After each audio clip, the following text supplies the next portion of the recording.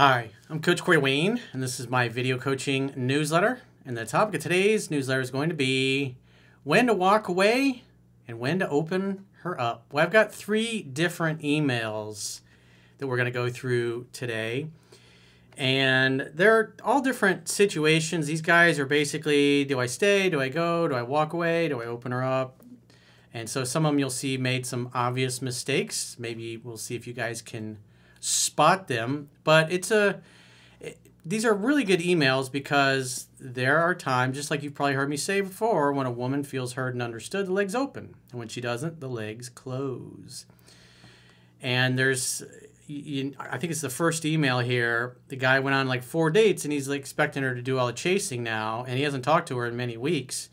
So obviously he screwed up. And so one of the things he did that kind of cracked me up is that he took something that was in the book, 3% Man, and used it as a line or a platitude as a response. And it's just not appropriate. It comes across bad, and that tells me that the guy doesn't really understand the philosophy. He's just regurgitating things he memorized from the book, which is not how you want to go about it. The idea is to understand the philosophy so you can respond to her. But you can tell he's still in reactionary mode. So let's go through the first email. He says, hello, I've been following you for 2 years, and I'm on my 9th read of your book. I met a girl who approached me at my work, where I get on multiple times a night, and she texted me that same night. I responded in the morning and told her I'd call her the next day because I had a date that night with a different girl. I called her the next day and wasn't available the night she had opened that week, so I told her I'd call her the next week and see if we were both free then. So far, so good. She called me before I had the chance to reach out the following week, and I set up the date. And so that right there is why you do 1 date a week. Because you're trying to create the conditions to where if she really likes you, she'll start reaching out. And that's what you want. Because it makes it, if a woman's chasing you, that's the best place to be at. And women are naturally inclined to do this with guys they feel safe and comfortable with. They don't do it just for any dude. They do it for a guy that they can feel his strength. And so he's busy, she's busy, and their times aren't really lining up. And you can tell she really likes him. And that's why you do 1 date per week. You only reach out once a week. So you're trying to facilitate this. And this girl's doing this right away. They haven't gone out yet, and she's pursuing him. So that's a good thing. He says, things went pretty much textbook at first. The first 2 dates I called. And after a few days, and after the 3rd date, she reached out first. So far, so good. He says, also, I should mention that I've been dating a lot and can tell that this girl comes from a good family and has high self-confidence. After the 3rd date, I called her a few days after she texted me and found out that I forgot her birthday when she told me twice previously. Her birthday was in between the time that she texted me and when I told her I'd be able to talk. So at the end of the day, I address this in the book. It's like, these are important things. That's the kind of thing that makes a girl go, he's not listening to me. I told you my birthday was coming up. And he completely forgot. A guy that forgets doesn't really give a damn. If she comes from a good family, might create a problem. If she comes from a broken family, it might actually cause her to be more attracted to you. But point being is, if you like the girl and you want to date her, you can at least wish her a happy birthday on your next date. But to be prompted and said, hey, you forgot my birthday, it's like, oh, I told you twice. That's the kind of thing that makes you go, he's not listening. He doesn't care. Because if she comes from a good family, dad cares. Dad takes the time. So girls that are used to that, when you don't do those things, it shows you don't care. Versus a girl with some daddy issues, she'll be more attracted to you. He says, I knee-jerk reacted by telling her I would take her to get her favorite meal, which was really expensive. I wouldn't have done that. You hadn't even slept with the girl yet. He says, I don't fall all over myself apologizing on the date and was my usual confident self, but I could feel like the date came off as an apology dinner, basically. He said, that's his assumption. I don't agree with his assumption. He says, because it's like he's just too robotic. It's like easygoing, easy to get along with. The stuff that's in the book is not etched in stone, and you can't ever violate The idea is it's general guidelines. The more you implement the guidelines, the more successful you're going to be. The more you act like a robot, the more she's going to go, this guy's kind of weird and something's off. He says also, on the call before the date, she tried bringing up exes, and I said, quote, "You're not about to make me your therapist." What the hell are you thinking saying something like that, dude? This is something that's in the book that's instructing you. So what that reference is because a lot of guys get caught up on the phone talking all the time, but not spending time in person. And then she wants to tell him about the guy she's dating that's not going well, or this or that, or she's upset at her boyfriend and he's always on the phone listening to her instead of going out on dates. So it doesn't apply. He says he's read it 9 times in 2 years. Doesn't sound like he has. Maybe he's kind of thumbed through it a few times or listened to it as background noise when he was working out or driving in his car or cleaning up his house.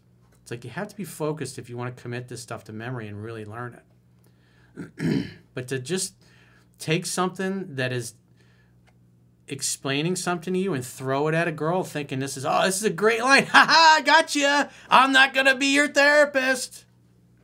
That's just stupid. On the date, she brought that up and said, quote, "I shut her down." Remember, when a woman feels heard and understood, the legs open. And when she doesn't, the legs close. And so she's starting to talk about her ex-boyfriend. And again, the phone's for setting dates. So you shouldn't be getting into these long, drawn-out conversations about exes and other things. It's like you should be doing this on a date. You should say, you know what? Let's get together and talk about it over dinner. I'd love to hear more about it then. That's the way to handle it. You don't go, "You're not about to make me your therapist." I was like, that's just stupid. I did an email a couple weeks ago. I think it was last week. It was a guy I'd had a phone session with. He was doing the same thing. He was taking things from the book that he kind of vaguely remembered and throwing it at her like it was a line to use. It's like, come on, dude. It's an explanation of something that you don't want to end up becoming, and then you use it as a line. She's going to look at you like, what? Therapist? What? He says, on the date, she brought that up and said I shut her down. She said some good things in the date, like, if things were to get serious... Oh, let me do the girl voice. "If things were to get serious, and I'm comfortable with you, I hope you are with me." But I could tell there was an attraction drop from her body language, probably because she didn't feel heard and understood. Remember, when a woman feels heard and understood, the legs open. And when she doesn't, the legs close. And now, you forgot her birthday when she told you multiple times about it. I mean, you completely... So that tells me that you weren't listening, and she noticed you weren't listening. And then once again, when you say, "Hey, you're not about to make me your therapist," and she says, "I felt shut down," that tells me she doesn't feel heard and understood. Bad way to go, dude. So you've made her feel like you didn't give a damn. Because remember, this is a girl, like you said, grew up in a good family. And so if she's upset or something's wrong, Dad's going to take the time to find out what's going on. He says, when I didn't hear from her afterwards, I decided to never reach out because it felt disrespectful that I took her to an expensive dinner and heard nothing afterwards. I spent money on you and I got nothing. Ha! You're out! This girl seemed to really like you, dude. It's been 4 weeks of no contact, and I'm prepared to never speak to her again unless you advise otherwise. But my question is, how do you make a girl feel heard and understood in the dating phase if you forget something because apologizing looks approval-seeking? Well, you should actually listen to what she's saying. That tells me maybe you're on a date with somebody you're not that into and you're just thinking about banging her. And so you really didn't care about the little things. And if, like I said, you're dating a girl that comes from a good, healthy family and you forget little things like that, it communicates you don't care. And then when you shut her down and tell her, "You're not going to make me into your therapist," you sound like an idiot. He says, also, I can't exactly tell if it was because I didn't make her feel heard and understood. Well, you said you noticed when you got to this, things were different. It was off. Or if it was because the apology dinner looked weak. It had nothing to do with the apology looking weak. Maybe you've been spending some time in the red pill community, having them rot your brain with nonsense from incels. I know I could have reached out after a week, but I think, based on the question she said in the date, her attraction is still high enough that she'll eventually reach out, and I'd prefer that 4 dates in she chase and not me. I'm curious as to what you would do. Well, you went out, what, 3 times, 4 dates? It doesn't sound like much really happened physically. He didn't explain anything, but again, the idea, what's in the book, is like he's trying to, oh, it's 4 dates, she hasn't changed. Okay, that's it, I'm never calling her again. It's like, well, you messed up on the last date you went on, number one. She feels like you don't care. Now it's been 4 weeks. She probably really feels like you don't care. So if it was me, I would call her up, ask her out. If she's mad, just say, sorry, I got jammed up, been busy, I'm a terrible person, I'll make it up to you. Take you to your favorite place, maybe, if you're a good girl. But you can't say stuff like this, dude. I mean, that's just dumb. You're not about to make me your therapist. It's like, what the hell are you thinking? Bad way to go, but I would get in touch with her because you screwed up, man. Especially if this girl comes from a good family and you're just treating her like a girl you're trying to get into her pants. It's not going to work, man. You got to follow what's in the book, dude. Not like a robot. You're not going to make me into your therapist. I got you. Sick burn. Bad way to go. On to the next. Second email. Coach, I've been dating this girl for 6 months. Up until a month ago, things have been great between us. She would text me good morning and good night every day and wanted to spend lots of time with me. About 3.5, 4 months in, I asked her to be my girlfriend. He's new. This was before he found my work, so. And told her I loved her, and she said she wasn't ready and was scared of getting hurt and hurting me. The reason she was scared of hurting you is because she could tell you're way more into her than she is into you. He says, this was before I found your work, and I know I should not have asked that. I haven't asked for a relationship since, and she actually seemed to be more interested in me and pursued me more after asking her for a while, which was weird. We would hang out multiple times a week, and she would call me her love and baby, all the pet names. It really seemed like we were in a serious relationship without the label. Looking back through time, I can see sometimes where I acted less masculine than I should have, and that's why she never brought up getting serious again. Obviously, he now has the book and can kind of see what he did wrong, but what's done is done. He says, I wasn't a total pushover, but I think it started adding up the more I cared about her. Yeah, you got to be more masculine than she is. You've got to be the kind of guy that she respects, she admires, she looks up to, and that she would feel safe trusting your leadership to lead her and your family. But when you make her the man, it's going to make her pussy drier than the Sahara Desert. Like the crypt keeper down there. Cobwebs, dust. A little over a month ago, we had indefinite plans to hang out one night. I know, bad. So we didn't make a definite date. I hadn't heard from her, so I texted her around 10:30 p.m. and she was out with friends. I should have left it. I called her the next day and we hung out and I spent the night. The next day, she was ice cold. This was when it all went downhill. She hardly even gave me a goodbye that morning. She stopped texting me, and I set a date that week, and she was cold, but thanks to your work, I warmed her up and got her feeling good around me. Well, it sounds like, unlike the first emailer, you made her feel heard and understood, so she warmed up. She stayed the night, and the next morning was incredibly loving. She texted me that next week telling me she misses me and wanted to see me twice, and we hung out twice. Next week, I called her on Monday and set a date for Thursday. She texted me early that morning saying she was really sick and we shouldn't hang out that night. I told her no worries, I hope she feels better soon. I called her Monday to check on her, and I could hear how sick she was through the phone. Yeah, I just hear her slurping her snot, and it's always really attractive. I told her to call me when she wants to get together, and she said she would. Yesterday was my birthday. Well, happy birthday, dude. She texted me, good morning. Oh, sorry. Good morning. Happy birthday. I hope your day is great.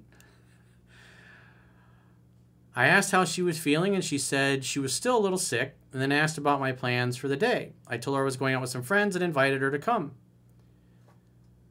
Well, if she's not your girlfriend, you shouldn't be doing group dates. I would be saying, you know what, I've got plans with friends, but when you get better, I'd love to just do dinner one-on-one with you and me.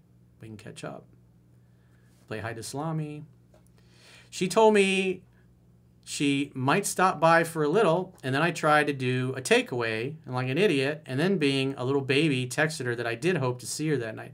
Please, Your Highness, please come see me. Ooh, it's my birthday. No response all day. Still haven't heard from her. She ghosted me on my birthday because you acted like a mangina.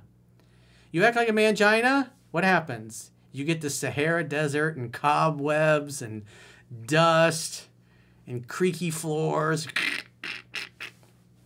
Like a haunted house down there. Coach, I'm going to give her the gift of missing me, or permanently missing me, unless I hear from her, and she makes up for leaving me unread on my birthday. I really like this girl, but I realize there should be no more pursuing from me. Well, you've over-pursued too much, and you've acted soft a lot.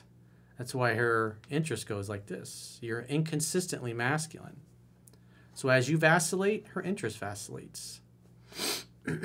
I would like your thoughts on my situation. I'd like to get her back, but I'm not in the ass-kissing business and won't continue to pursue someone who treats me like I don't matter anymore. Well, her treating you is a reflection of how you were showing up, dude. As you said yourself, you've consistently not acted masculine. And if you were paying attention, you would notice after all this time, how long has he been seeing her? 6 months. And she still hasn't asked to be your girlfriend. And when you are begging her to pay attention to you on your birthday, that's not masculine. She's not going to make that dude her boyfriend. When you behave that way, that's just not going to work. You're acting like, Mommy, Mommy, did I do a good job? Will you pat me on the head? Oh, Mommy loves me. Bad way to go, dude. So in this case, I wouldn't do anything because she left you on red, which is fine. Just wait to hear from her. Remember, it's like kind of like the kitty cat. You acted like a poussoir, and so the poussoir got bored and left. And so I just wait to hear from her. And then when you do, make the next date, hang out, have fun, hook up. And it's obvious that you need to back off a little bit more because you're still over pursuing. You're still pedestalizing this girl. That's right, you're stuck in limbo land. So for our third and final email, let's go through it. He says, hey, Corey, I've been a follower for 6 years. And 4 years ago, I found what I thought to be the love of my life. Everything was always easy with her. Having 3% engraved to my core transformed my life, and I was able to experience a loving relationship. However, as you would expect, I am writing because we broke up. I will try to summarize. She is British, and I'm a Brazilian. Well, Brazilians are supposed to do better. Do it better. Well, that's what I keep hearing. I don't know. After Giselle and Tom, it's like, man, it was pretty cold for her to dip out on him in the middle of the season. She could have waited till the end of the year, end of the season, but anyways. We both lived in Spain. After 3 years of a strong relationship, living together, etc., she was not happy with her job, afraid of her career in Spain, and missing her family due to COVID. Well, here's what I know. Women that are in love don't move out of their boyfriend's house to go back home and live with parents and get a job there. It just shows that her interest had dropped. So somewhere along the way, her perception of you changed. She thought she would have better opportunities back in the UK and wanted to be closer to her family. That just tells me her interest had dropped. Because if a woman's head over heels in love with you, she'll disown her family. She'll disown her kids. But when she's moving back for a job, she'd rather have a job than you. What does that tell you? Interest is pretty low. I tried to help her finding another job here in Spain. However, she found something more promising there. What does that tell me? She didn't really want a job in Spain. She just wanted to leave. That's what really happened. I told her I was not considering moving to the UK at this time, only in 5 years. And I did not want to have a long-distance relationship unless we had an actual plan. I understood her reasoning, and although it broke my heart having her move to the UK, we both decided that it was going to last 1 year. You were hoping it was going to last 1 year. She probably begrudgingly agreed to it. Again, women don't move away from guys they're in love with. They move away from guys that they're slowly trying to scurry off the stage. trying to ride off into the sunset without you noticing. She would get experience and be able to get a better position in Spain after 1 year. She's not going to leave the man she loves to go get experience in a job. She moved away because she was no longer feeling it. That's the harsh reality. I know you don't want to hear it. I knew that she would eventually excel at her job and moving back would be hard. Nevertheless, I supported her decision and believed in the plan. I would have been like, I don't want you to move. It's like, what are you talking about? It's like, if you're moving away, it's like, instead of us growing closer together, we're growing further apart. I had a similar situation with my English girlfriend back in the day. I had just started a new business. I was not interested in getting married at that time. Didn't know whether I was coming or going or how long it was going to take. I figured, it's 6 months, a year or two maybe, I'll be right back to where I was. I had no idea the ordeal I was in for. And she wanted to become a chiropractor. And I couldn't have afforded to pay for both of us with her not being able to work. And plus, we were doing long distance. We'd been dating for a couple of years at that point. And if I was only going to be able to see her during summer break for a few weeks a year, I was like, I just said, I want to date other people. I don't want to do long distance for the next 7 years while you're in college. It's just, that was life. And it was, we were looking at her going to school over here, and then obviously I'd have to get married and all that. I'm like, man, I just liquidated everything, and I started this brand new business. Me getting married is like, and it literally exactly a decade later that I was in the same position that I had been with my ex-wife. Literally down to the month, where I was thinking about moving to Orlando at the time, and my ex-wife was like, well, I'll only move up there if we're engaged. And then obviously if you read the book, you know that whole story. But there I was 10 years later, faced with a similar situation with somebody I really loved. It was the best relationship I'd ever had at the time, but I just didn't feel right. I didn't want to get married. I didn't want to be pressured. And it was the right decision at the time, looking back on it. It was hard. It sucked. It wasn't fun. It's not fun to break up with somebody that you get along great with. But that was life. After 10 months, I started pushing her to start finally looking for positions in Spain and saw she was hesitating. Yeah, again, that tells me you're way more into her than she is into you, and that's what you've been ignoring this whole time. From the way things were playing out, I knew what I was going to have to do. As you say, the strongest negotiating position is being able to walk away and mean it. Being in a long-distance relationship and traveling a lot of the time helped the relationship being good, but not enough for her to quit her job and look for something here. She wasn't feeling it. I supported her and only wanted her moving back once she found something she really enjoyed. However, after a couple of months, she said she does not want to quit her job and offered me to keep being in a long-distance relationship. Her job is more important than you. Simple as that. That shows you everything about her interest, her true interest. So whatever happened along the way, her interest had dropped. She wasn't feeling it. Her career was more important. That tells me she's probably also in her masculine to make up for the fact that you weren't. All I have to do is look at her actions. Corey, it's always a guy's fault. Well, the guy's the one writing me. The woman is not writing me.